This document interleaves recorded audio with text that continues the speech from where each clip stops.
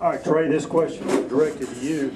The current sheriff manages more than 50 employees day to day. How many people do you manage or that report to you each day for the city of Snellville? Thank you very much. I directly supervise 5 individuals.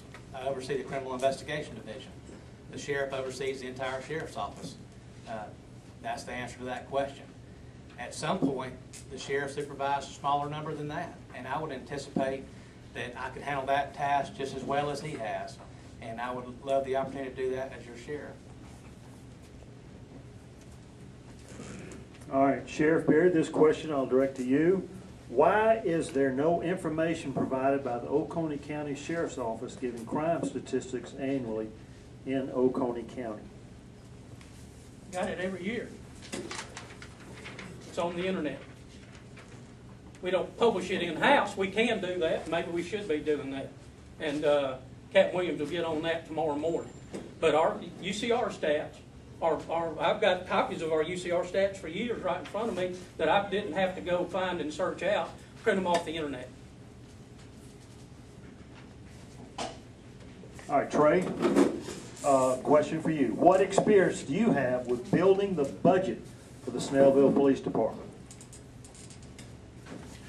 We're involved in the budget process at the line supervisor level and the middle management level in Snellville. The chief of police takes input from those different divisions in the department. We request different needs that we may have, and then we're responsible to manage that budget that we're responsible for. We have a budget in investigations, and we're responsible for managing that budget. Okay, thank you. Scott? I don't know how the city of Snellville is organized, but my understanding in the CID, there's a captain, a lieutenant, 2 sergeants, and 4 investigators. Now, I'm not sure if that's accurate or not. That's what their webpage publishes. All right, Sheriff Berry, is it true that you turned down a pay increase and additional benefits? If so, why? I did. My people worked for 5 years without anything. Their insurance cost of their insurance has gone up. I dropped my insurance coverage, saving the county $13,000. I'm on my wife's insurance now, and my people have worked without a raise, and their insurance has gone up, not every year, but every other year, I believe. And if they can take the hit, so can I. All right, Trey, here's a question for you. You've said that you want to improve awareness and programs currently implemented in the city of Snellville to all schools in Oconee County. What programs will you bring from Snellville to the county that are not already implemented by the current sheriff, and how will you pay for them without reducing or hurting other services? Please be specific. As far as the school system goes, the only proposal I've made is a school deputy liaison program, which will be a deputy assigned to a shift. Let's just have a conversation for a minute and forget we're in a forum. What I'm talking about is if you have 5 deputy sheriffs on the shift, whoever is assigned to the zone that the high school is or the middle school is in is going to pull in there, and they're going to speak to the principal, they're going to speak to the other administrators, and they're going to walk around and mingle around with the students.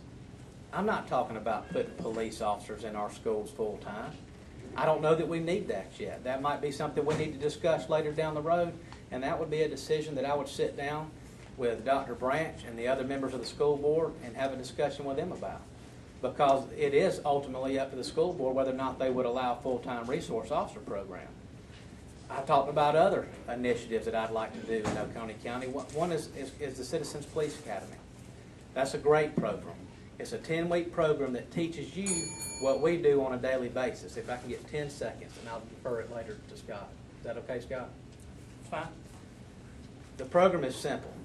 It's a 10-week program designed to teach you what we do on a daily basis and how you can help us do our jobs better. It's a wonderful program, and it's something that I think every citizen of Oconee County would enjoy.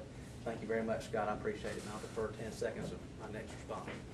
All right, here we go. A question for Scott Berry. There's a 2-parter to this question. The first part of the question says, On March 21st and a few days around that date, you positioned an Oconee County Caterpillar bulldozer in front of the sheriff's office with a banner that read, "Sheriff Scott Berry and staff welcome Caterpillar to Oconee County."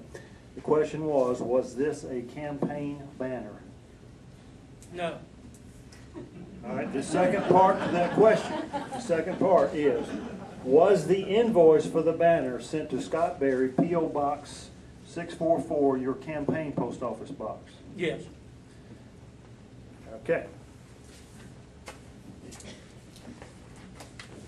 Question for each of you. Now, so while we're on the subject of campaign, the question is, will each of you disclose tonight who the top 3 financial contributors are to your own campaign? Sheriff Berry, we'll start with you. Yes. Let's see. I've had 3 people give me $1,000. Andrew and Sheila Marshall, whose son Evan Marshall was killed in Iraq. Don Weber gave me $1,000, and Rain Strider with Caldwell Bankers gave me $1,000. I've not had anybody give me more than $1,000 contribution. Trey? Thank you very much. The majority of my campaign funds have come from folks that have given me less than $100. But I have had folks that have provided financial support. Tony Townley gave me a check for $2,500. I also received a check from Pet Supplies Plus for $1,000, and I also received one from Stephen Felker for $500. I also received some campaign donations from my mother and my father. But I've received most of my campaign donations from folks with $20 or $40 they pulled out of their pocket that they didn't even hardly have to give, and they give it to me. And to me, that shows that those folks are ready for a change, or they wouldn't have pulled that $20 bill out of their pocket and handed it to me. So, you know, I appreciate the question, but the bottom line is I have well over 100 donors. Thank you. All right, I'm going to